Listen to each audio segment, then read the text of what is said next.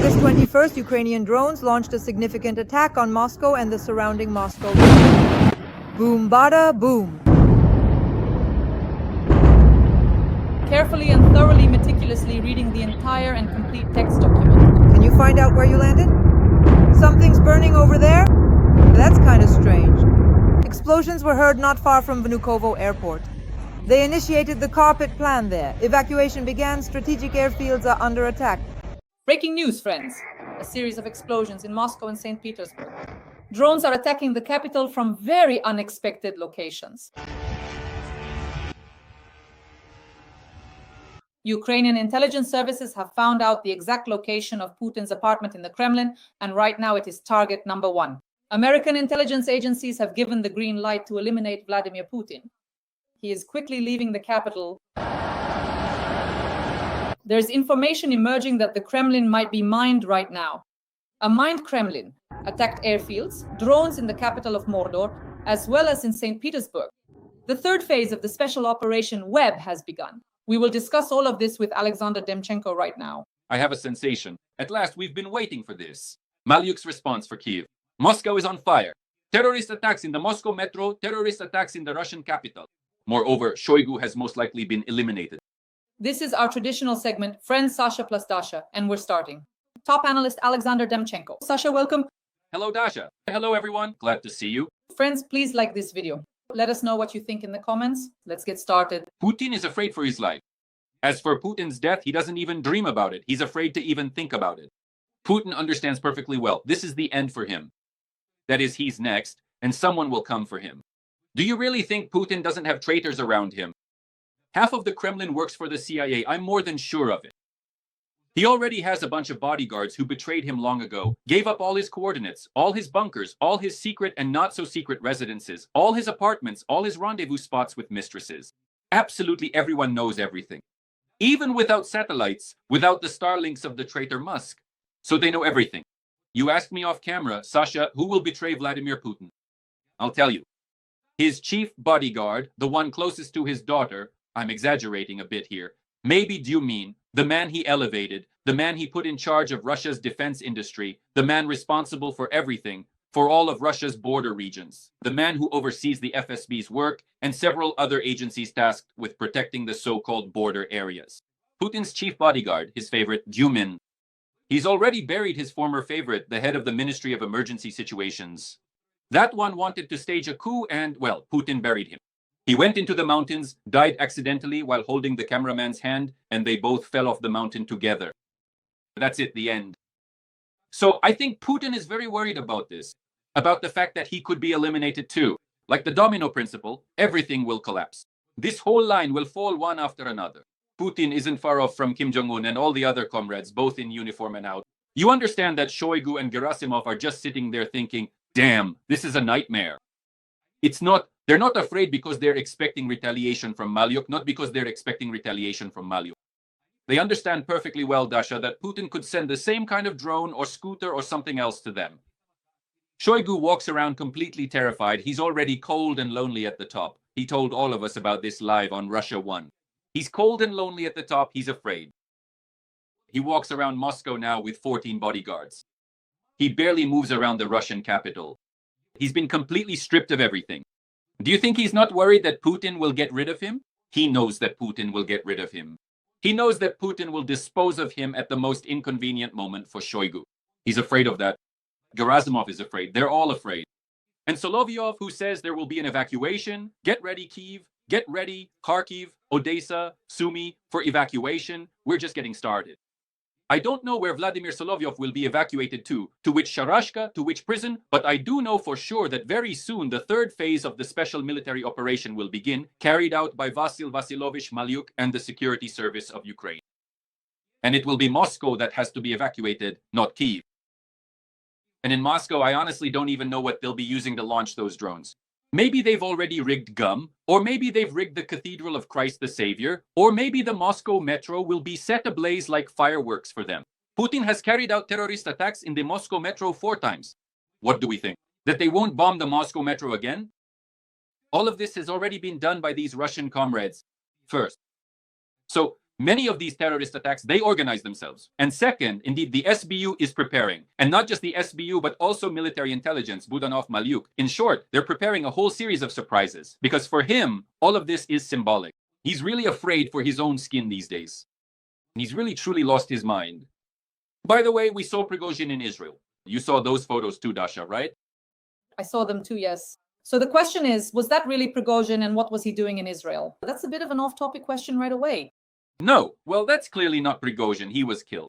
But there's a man in Tel Aviv who looks exactly like the late Prigozhin right there. With explosions in Tel Aviv, Prigozhin is standing there and it feels like he's about to turn around and start attacking Iran.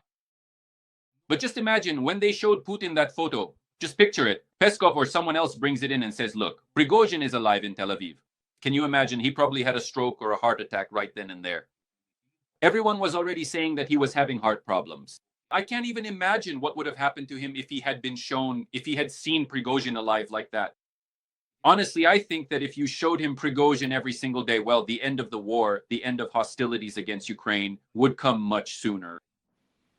Sasha, as I understand it, at least that's what Rostislav Murzagulov told me, Putin gave the order to Shoigu, and Shoigu carried it out at the... Against whom? Command post. He carried it out against Prigozhin. So Shoigu was personally at the command post, giving the orders for the liquidation and accordingly for the strike on the plane. And then immediately Putin had a question for Shoigu. Did he carry out his order? I don't know what exactly Shoigu was supposed to carry out there. Shoigu, together with Gerasimov, fled from the southern military district from Rostov because they had sent their negotiators to Prigozhin. But Prigozhin sent them away. Or rather, not exactly sent them away, but Prigozhin spoke to them in a gentle manner, since it turned out that these negotiators were also financing Prigozhin. The problem lies elsewhere. Patrushev eliminated Prigozhin in the sky over Russia. And he did it. I'm not the one saying this. It's from the Wall Street Journal's investigation. So I don't know about the speculations of certain individuals, but I am more than, well, we already know this from the investigation where it is clearly proven step by step how it all happened. By the way, notice, where's Patrushev? All the people who were involved in this affair with Prigozhin, or were his enemies, like Shoigu, like Gerasimov, or people who tried to help him but then lost their way, went through the wrong door, like Ramzan Kadyrov, or people who eliminated Prigozhin, like Patrushev, they are all gone. They have all been politically disposed of. And some, who actively helped by closing the skies over Russia, like General Surovikin, were kept in a basement, had their ribs and teeth knocked out, their liver beaten, and barely survived. Now he's in Africa, laying flowers at some kind of eternal flame near the Russian Federation embassy. And General Spartak was imprisoned. And all those who supported the so-called Gherkin, as for Gherkin himself, you mentioned that some assistant of his was imprisoned, yet another one sent to jail. Well, Gherkin's fate is unenviable. I suspect that Gherkin will be eliminated in the near future. Listen, Putin doesn't need all these extra people in the Russian Federation right now. He understands perfectly well that a black swan with a red crest is just flying over Russia. And he has no idea what will happen next. He understands perfectly well that if Ayatollah Khomeini is taken out, if the Iranian regime collapses, he will have major problems on Russia's southern border, and he doesn't have a backup army. Right now in the Kremlin, they are seriously discussing a new wave of mobilization because they don't have any money. Reshetnikov, the Russian Minister of Economy, already told you, there's no money, we're in a recession, there's no money, we can't hold on anymore. That's it, it's over, the end has come. So what now? If there's no money, what's the way out of this situation? Let's just send this cannon fodder for free. Anyway, we pay for 3 weeks and then they end up in the ground. For free. And what should we do? And then there will be a huge commotion, a massive blaze in southern Russia. The whole south will be on fire. The FSB, the border of the Russian Federation, will be breached. There will be a breakthrough at the border. Hundreds of thousands will rush toward Moscow. And what then? The FSB won't be able to handle it. The checkpoints won't cope. Everything will be burning. Well, what are they going to do? Create a second army? But they don't have a second army. Find some forces and resources? They don't have any of that. Everything is at war. Everything is here in chaos. Is there any breakthrough here? There is no breakthrough at all. Well, they have nothing. That's it. They're stuck in a swamp. They're bogged down. So what do they do next? Nothing. That's why, for him, he calls Trump every single day, calls Trump. Why does he call Trump in tears and snot? It's like phone sex for them. That's what I'll call it. They have phone sex. What are they doing? What are they doing at night? He calls him at night, after all. It's like a striptease for the poor. Well, what is he talking about? Every single evening, every single night, he begs him in tears and snot not to kill, not to do anything about it. And Trump listens to him and says, all right, I'll give you two more weeks to talk to him, to talk. All right, fine, I'll step aside for now. All right, fine, let my aircraft carrier keep moving for now. While the third carrier is on its way, I'll postpone the war, and you keep talking. Call me Vladimir. I like talking to you at night. And by the way, just imagine the scene. Putin calls Trump and talks to him. And at that moment, Trump presses the red button and says, launch the missiles. We're starting the war. Can you imagine? Right in the middle of the conversation with Putin. That's how you should deal with him. Strike right in the middle of the conversation, so it really makes an impression, so he sees what it means to walk out right in the middle of a talk. Remember how he came out and said, when he eliminated Soleimani, then al-Baghdadi, members of the Islamic Revolutionary Guard Corps, military commanders, and took out terrorists. How he came out of the, and Trump, I remember this during his first term, there was this viral video comparing him to Barack Obama, who eloquently described what an amazing operation it was, how precisely it was carried out, that this was an enemy of America. And then Trump came out and said, we killed him like a dog. We emptied the whole magazine into him. They found him and then finished him off, kept finishing him off. It was a nightmare what he was saying. When we talk about the special operations of Malyuk and Budanov, like the attack on Russia's nuclear triad, on the Pacific Fleet, the Northern Fleet, and the Black Sea Fleet of Russia. So I remember when Prigozhin was marching on Moscow and started to take control of possible Russian nuclear sites, people began to ask him, why aren't you taking control of the nuclear power plants? Why aren't you doing that, Prigozhin? You could have used that to put pressure on Putin. So if Ukraine starts certain special operations, could that be the beginning of the end for Putin himself, in your opinion? The nuclear triad. Look, I've already said that if there are more phases, one or two more of such large-scale special operations like a web, then Vladimir Putin will have to respond, and respond very harshly. But he has nothing to respond with. He's already shown his hand with Oreshnik. He won't use nuclear weapons, unlike Trump. You see? That one could actually go completely insane and press the red button. Vladimir Putin, for now, will not. So, first of all. Second, Vladimir Putin. Vladimir Putin is also well aware that, aside from mobilization, he has no other means to escalate the situation. Well, fine, so he mobilizes someone. And then what? All these people need to be provided for. All these people need to be supplied with something. So what do we do now? What are we supposed to do with all this? And they don't have a backup. They've hit the ceiling. Kemezov came and said, well, we don't have any more money, the head of Rostec. We don't have any more money at all. We don't know what to do, how to provide, or with what to provide. Well, we can make Pantsir systems, we can make anti-drone systems to protect you. We can't cover all of Russia. And as for that cannon fodder you're sending to the front, we don't really care about them, and we don't regret it one bit. You notice it yourself, Dasha. Damn it, he sends his bodies to Ukraine. I've said this more than once already. He mixes the bodies of Russians with the bodies of Ukrainian servicemen and sends them so they can be buried here, so there won't be any images over there because they have nowhere else to put them. Send them to the families? It's better to just say they're missing in action. It's better to say they're still fighting. It's better to say that communication is cut off over there. If these bodies, millions of them, are added to the hundreds of thousands already, all of Russia will gasp and explode. He doesn't want that. He remembers the first Chechen war during Yeltsin's time very well, and the mothers of conscripts and the mothers of the fallen. There was such an uproar, it echoed throughout Moscow, throughout the Kremlin, and Yeltsin gave in back then. But Putin, in this sense, has no intention of giving in to the mothers. So what? Is he going to shoot and hang the mothers? He might. But then where will all this go next? In what direction? That's why I say, the longer he drags out this whole mess, the more he drives himself into a state of total deadlock. That's the biggest problem for him, because he's just heading straight into a dead end. There's absolutely no way out of this dead end. Whether Trump helps him or not, there is no way out.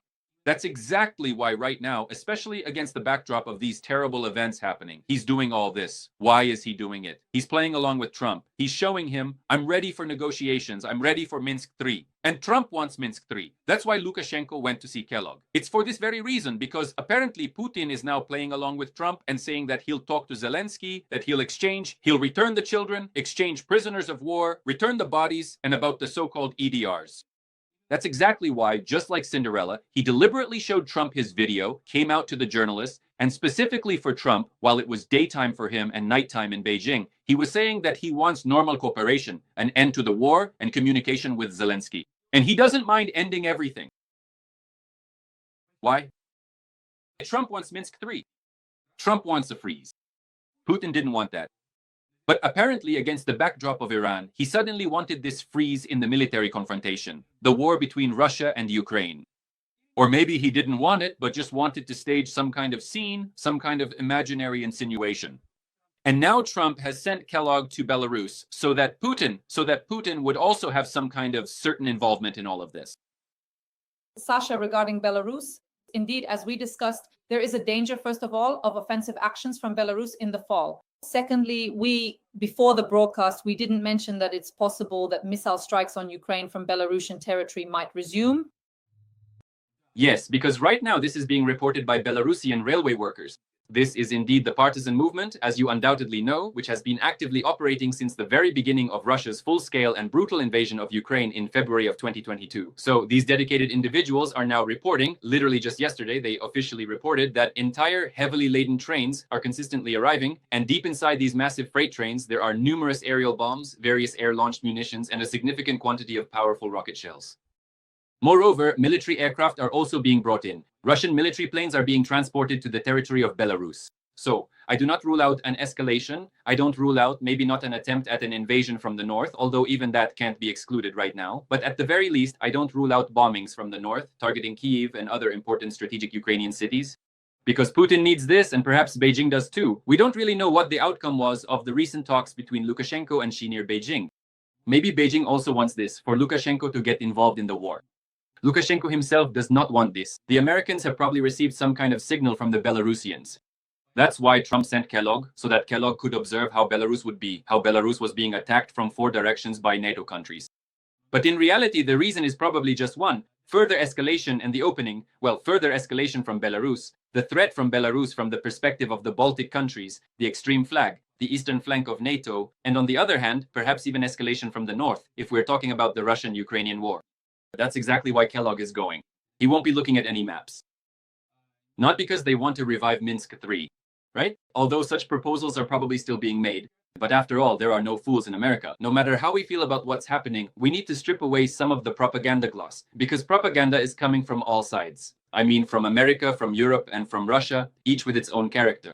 But if we strip all that away, it's clear that we're most likely dealing with the fact that the Americans have once again detected some excessive Russian activity on Belarusian territory and want to slap Lukashenko on the wrist to prevent it. Whether they'll succeed or not is another question. The fact is that American intelligence has detected something, and they're being helped by partisans who are on the territory of the Belarusian state. That's already apparent.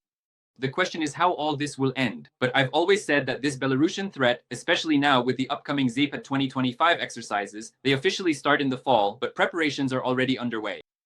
So within the framework of these exercises, it is necessary to watch Belarus very closely and take even the slightest rustle or movement on its territory seriously, especially considering that Putin is most likely looking to escalate the war and retaliate for Malyuk's special operation.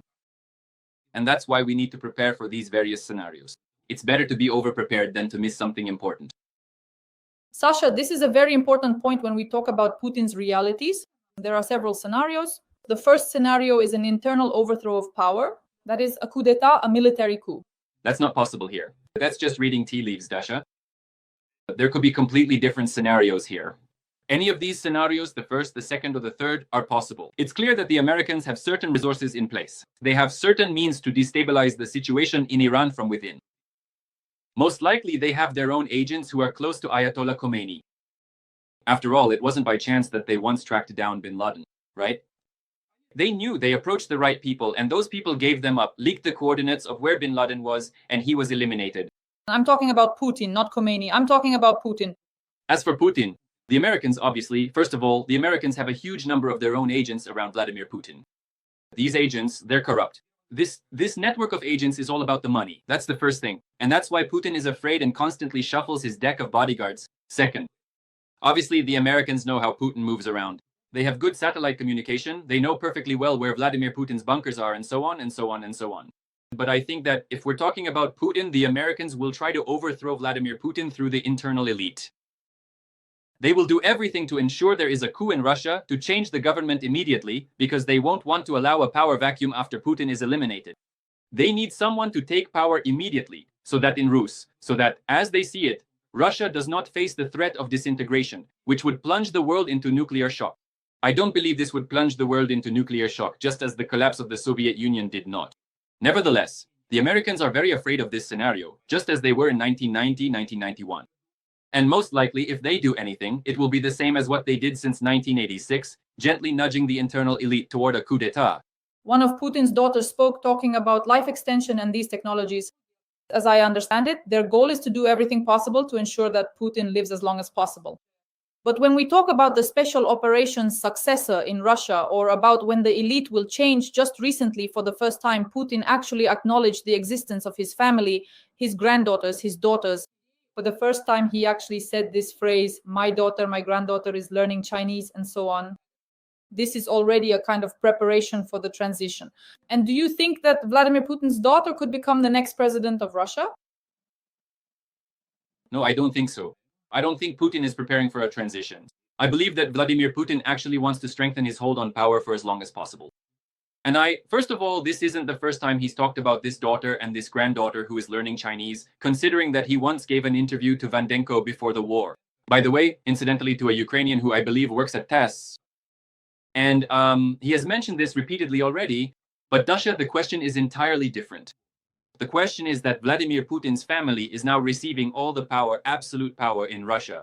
We have already said many times that his younger daughter, Maria, Katerina Tikhonova, has received absolutely everything. Right now, they are digging into the Central Bank of Russia. They have already taken over the Ministry of Defense, the Ministry of Energy for themselves. They have his family, represented by Kabaeva and his best friend Kovalchuk, the Kovalchuk brothers, have also taken over and Kurchatov, and they have taken over Russia's nuclear industry and all the propaganda of the Russian Federation.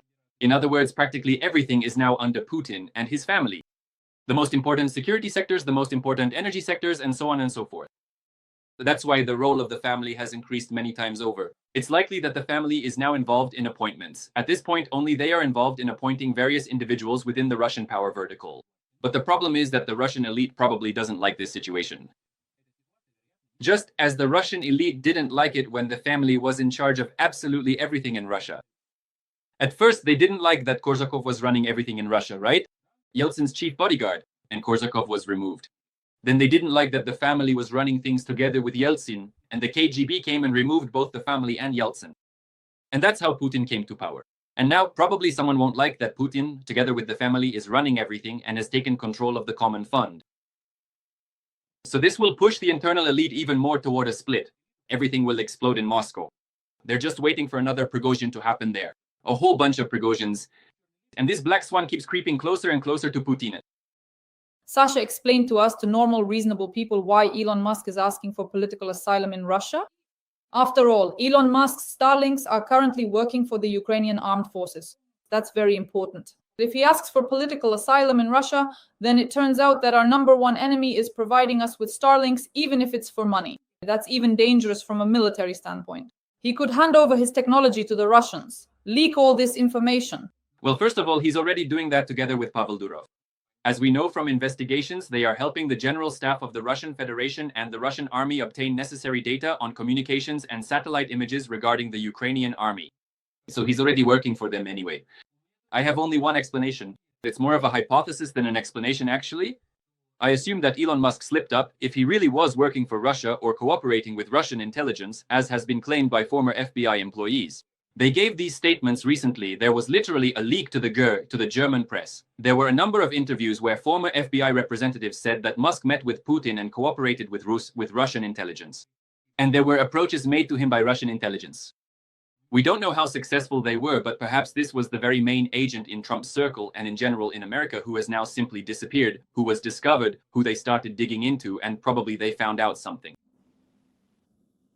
And panicking, Musk is simply trying to run away, as they say, to the motherland. After all, Musk's entire biography from the very beginning is full of obvious inconsistencies. How he made his first millions, how and to what extent his family was connected to Russia, how his family was connected to the Nazis for a certain period, and so on. Everything there is full of glaring inconsistencies. There are a lot of gaps in this biography. Did he ever communicate with Russians at all or not? What business interests did he have regarding the Russian Federation? How many times did he meet with Putin? What did they talk about? And so on. Who from Russian intelligence specifically approached him, and in which years? There are a lot of questions for Elon Musk.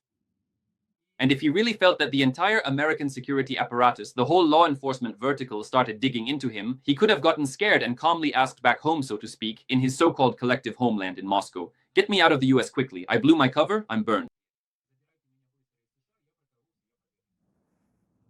That's also quite possible, can you imagine? Musk is a Russian illegal agent. Now that would be a huge scandal. The right hand of the US president, a Russian illegal agent. But if that's the case, it would be the most successful operation by Putin and Russian intelligence in many decades. Yes, it would be a total disgrace for America. Sasha, I can't help but ask you as we wrap up about the drones. So, a military specialist in radio technology, Flash, made a statement that Russia is already producing more than 5,000 Shaheeds per month, and that's not even the limit. Furthermore, North Korea is sending 25,000 workers to Russia to produce Shaheeds. But this is a very serious challenge for the armed forces of Ukraine because in the drone race, unfortunately, Russia is currently winning, and we need to do something about it. And I've read what military analysts are saying. Everyone says we're facing a bloody autumn because Putin will simply bombard us with drones and destroy us. Well, that's obvious. It's obvious that he will bombard us with drones and missiles and try to destroy us. He has no other options because his entire summer campaign will eventually stall. He doesn't have enough forces or resources to capture major Ukrainian cities. We know this perfectly well, Dasha. And it's not for nothing that right now Malyuk, Ukrainian military intelligence, and the armed forces of Ukraine are striking deep into the Russian rear, destroying railways, logistics, and so on and so forth. We've talked about this many times. But I'm not an expert in drone technology, the military sphere, and so on. I'm not a military analyst or a military expert. But what I do clearly understand is that if Putin is bringing in 25,000 North Koreans to the plant in Yelabuga, Tatarstan, where the Iranians built him a facility for producing Iranian Shahed drone systems, it means that Putin actually lacks both the drones and the manpower to mass produce these drones, and that Russia is failing to meet its drone production targets. That's why North Korea is providing assistance. So what is the second conclusion I come to? I come to the realization that Ukraine, without the help of the West and Europe, also won't be able to handle the drone war on its own. This means that Europeans need to speed up, stop dragging their feet, and start churning out drones. Start producing drones and sending them out en masse. Set up factories on the borders with Ukraine to speed things up and also establish them deep in the Ukrainian rear for the same reason. And send a huge number of drones to Kyiv and other command centers so that the Ukrainian armed forces can launch these drones at Russia. But another extremely important point is anti-drone systems, which Ukraine desperately needs. The issue here is not only with the Ukrainian defense industry, which is already overwhelmed with orders, because it's clear that attacks are coming from all sides and everything needs to be modernized, created, and restructured from scratch. This is also a question for the West. The West needs to wake up and provide these anti-drone systems. Frankly speaking, Trump really messed things up when he handed over 20,000 of these anti-drone systems to Israel. It's clear why. They need them there now too. They've been preparing for this attack from Iran for the past 2 months. But at the same time, Ukraine remains an important point for Europe, primarily for Europe. And Europe simply needs to wake up. I feel like I'm stating some obvious truths here, things that everyone already understands. Friends, Sasha and I always appear on my YouTube channel, Dasha Schastlivaya, and on Alexander Dimchik's toponymy channel. Sasha, our audience always asks you to end with some optimism regarding the new special operations by the SBU, Malyuk, and the GUR. Please, Budanov, the floor is yours. There will be special operations. Several phases are still ahead. These will be large-scale, massive operations carried out by Ukrainian forces. Zelensky, Malyuk, and Budanov are now unleashed. Remember, after the last time when there was a terrible, terrible strike on Kyiv, by the way, and on Odessa, there was Malyuk's special operation against the Pacific Fleet. Ukraine struck, hit the strategic bombers, hit the Crimean Bridge. Expect more large-scale operations soon. I don't know what will be burning. Will the mausoleum burn together with the Kremlin and Putin? Will the Baltic Fleet go up in flames? Will something else catch fire on the territory of the Russian Federation? Maybe Kaliningrad will blow up to hell? But I know for sure, Dasha, that there will be special operations. Malyuk, Zelensky, Budanov, they've all broken loose, and there will be retaliation. There's simply no other option here. Because Vladimir Putin, despite all his wishes, all his supposed attempts to talk to Trump, to negotiate, to show Belova, to give back the children, and so on and so forth, he has only one desire, to turn Ukraine into one big massive explosion. To create one big wasteland, to completely destroy all of Ukraine and Ukrainians, to carry out a massive purge. And there is no other way here. It's either us or they will simply wipe us out. That's why there will be special operations. Military destruction, rear area destruction inside Russia, so that the summer offensive chokes. This will happen soon. And the black swan will come to Putin, and for Putin. Whether Vladimir Putin, Solovyov, or Trump like this beauty or not,